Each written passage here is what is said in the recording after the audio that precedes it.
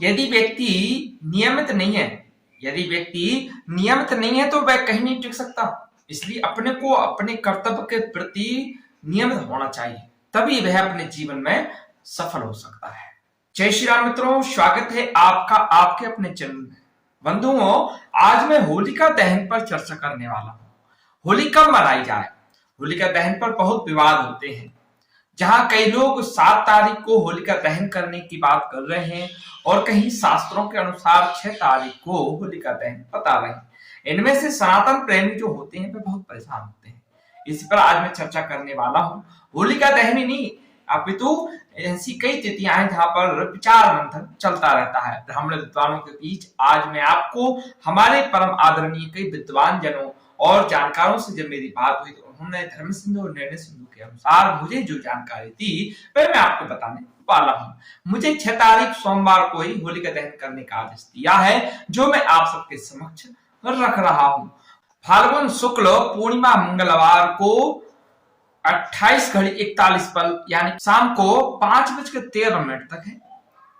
अब सोमवार को जो है चतुर्दशी 24 घड़ी 23 पल यानी कि 3:15 पर समाप्त हो रही है। अब यहाँ पर पूर्णिमा का प्रारंभ हो रहा है। इस दिन रात्रि पर्यंत भद्रा भी है। फाल्गुन शुक्ल पूर्णिमा मंगलवार को प्रदोष काल में पूर्णिमा न मिलने के कारण पूर्व दिन यानी कि चतुर्दशी यानी कि सोमवार को रात्रि में 6 और 7 के बीच की जो रात्रि होती है उसमें भद्रा पुच्छ में सोमवार की रात्रि में भद्रा पुच्छ 6 बजे से लेकर 8 बजे तक और रात्रि 10:30 बजे से लेकर 1:30 बजे तक शुभ है, जिसमें आप होलिका दहन कर सकते हैं। पूर्णिमा में भद्रा के तृतीय चरण के तिथि के मध्य में भद्रा पुच्छ होता है।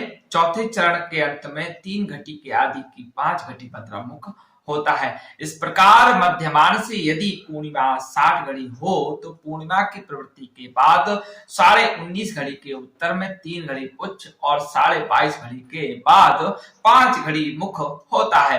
पूर्णिमा तिथि 64 घटी हो तो उसकी 21 घटी के बाद भद्रा पुच्छ और 24 घटी के बाद भद्रा मुख होता है। इसी प्रकार तिथि के दूसरे मानों में भी कल्पना कर लेनी चाहिए। अब हम बात करते हैं कि होलिका दहन पर पूजन कैसे करें और इसका क्या संकल्प है। हम आपको बता दें कि देश कालो शंकीयम सकुटुंबस्य मम दुंडा राक्षसी प्रीत्यर्थ तथा पीड़ा परिहार्थ होलिका पूजन मह्यम करिष्ये अस्माभिर्भय संत्रस्ते व्रता त्वं होलिके यता अतस्त्वां पूजयामि भूते भूति प्रदा भव इति पूजा मंत्रेण होलिका का जो है पूजन करें। होलिकाय नमः इति मंत्रों से जो है आप पूजन कर सकते हैं।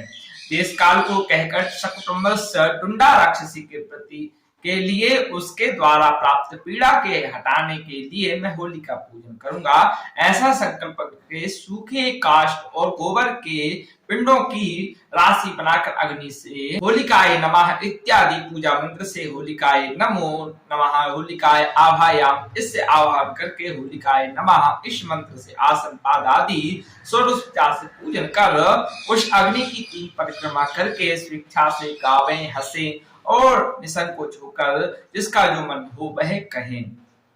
फाल्गुनी होलिका दहन फाल्गुन शुक्ल पूर्णिमा व्यापनी ही मनाना चाहिए। होली जो है आपके लिए मंगलमय हो, खुशहाली लेकर आए।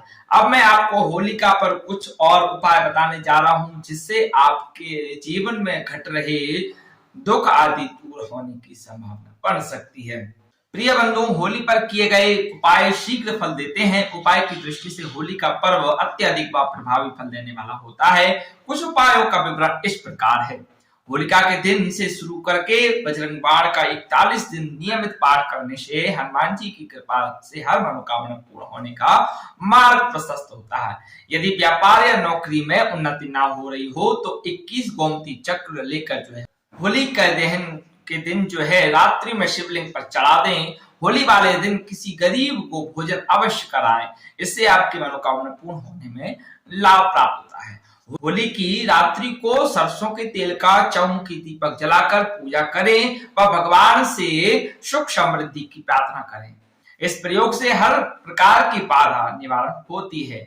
यदि बुरा समय चल रहा हो तो होली के दिन पेंडुलम वाली नई घड़ी घर में पूर्वी या उत्तरी दीवार पर लगाएं, अनुकूल परिणाम प्राप्त होंगे। यदि राहु को लेकर कोई परेशानी है तो एक नारियल का गोला लेकर उसमें अलसी का तेल भरें तथा उसी में थोड़ा सा गुड़ डालें, फिर उस गोले को अपने शरीर के अंगों से स्पर्श कराकर जलती हुई होलिका में डाल दें। इस उपाय से आगामी पूरे वर्ष भर राहु परेशान नहीं करेगा। अपने घर को सुरक्षित करने के लिए होली वाले दिन एक वास्तु यंत्र को पीले रंग के वस्त्र पर स्थापित कर धूप दीप नैवेद्य अर्पित कर पूजन करें और निम्न मंत्रों को 108 बार जप कर नींव में ही दबा दें। ऐसा करने से हर प्रकार से आपका घर सुरक्षित रहेगा। मंत्र रहेगा ओम नमो वैश्वानराय वास्तु रूपाय भूपति त्वमें देहि दाप्यम स्वाहा। आत्मरक्षा हेतु घर के प्रत्येक सदस्य को होलिका दहन में घी में भिगोई हुई 2 लौंग, 1 पत्ते और 1 पान का पत्ता अवश्य चढ़ाना चाहिए।